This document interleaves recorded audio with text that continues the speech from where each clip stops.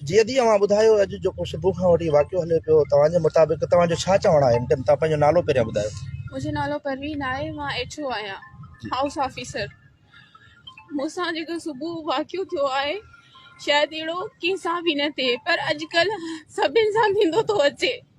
हिते जेको मारियो वेंदो आहे हॉस्टल में, ऐं पोइ जेको ख़ुदकुशी करार ॾिनो वेंदो आहे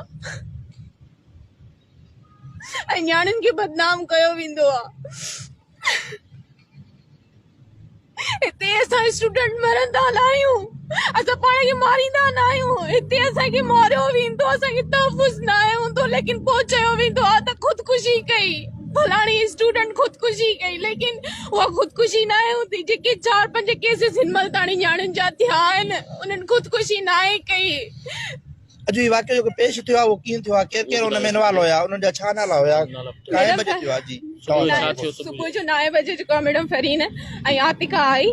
मैडम फरीन जेका असिस्टेंट प्रोफेसर बि आहे, पढ़ाईंदी टीचिंग कंदी आहे, ऐं वार्डन बि आहे, ऐं आतिका हुन सां गॾु वार्डन थी ॿई मिली करे आहियूं। मां वेठी हुअसि पंहिंजे बिस्तरे ते, रूम ते वेठी हुअसि, अचानक सां अची दरवाज़ो लॉक करे मूंखे घुटारी मारण लॻियूं, तशदुद करण लॻियूं ऐं मथां चढ़ण लॻियूं तव्हां गुलाम मुस्तफ़ा राजपूत जी तव्हां ॻाल्हि नथा मञो।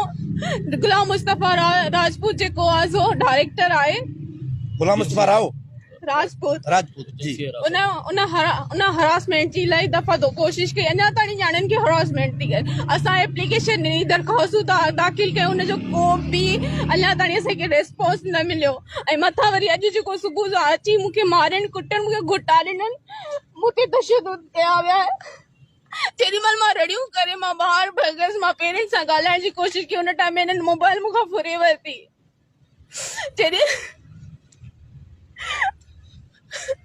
हाणे तव्हां छा था अपील कयो आला अमलदारनि खां? मैं बिलावल भुट्टो से अपील कर रही हूँ कि ये शहीद बेनजीर की यूनिवर्सिटी है। सही। यहाँ पे लड़कियों, अगर मैं यहाँ पे आज ना बचती तो शायद मेरा भी ऐसे ही पंखे के ऊपर लाश होता और बोला जाता परवीन रिंद ने खुदकुशी की। क्या ये हरासमेंट का जो है एक गुरु है? जी हाँ। अच्छा, जैसे अभी आप सामने तो आए हैं, ठीक है, मीडिया के, ऐसी काफी लड़कियां होंगी जो अभी तक हरासमेंट हो रही हैं जी। अगर उनकी बात नहीं मानी जाती उनको सप्लियां लगाई जाती हैं, अगर उनकी बात नहीं मानी जाती उनको मारा जाता है, हरासमेंट और ज्यादा टॉर्चर किए जाते हैं, जो लड़कियां अपने पेरेंट्स को भी नहीं बता सकती। लेकिन जब भी हमें कॉल आती है, बेटा कैसे हो, अम्मी बोलती है बेटा कैसे हो, अम्मी ठीक है, हम ठीक नहीं होते, यहाँ पे हमें ऐसे ही टॉर्चर कर करके फिर मार दिया जाता है और बोलते हैं फलानी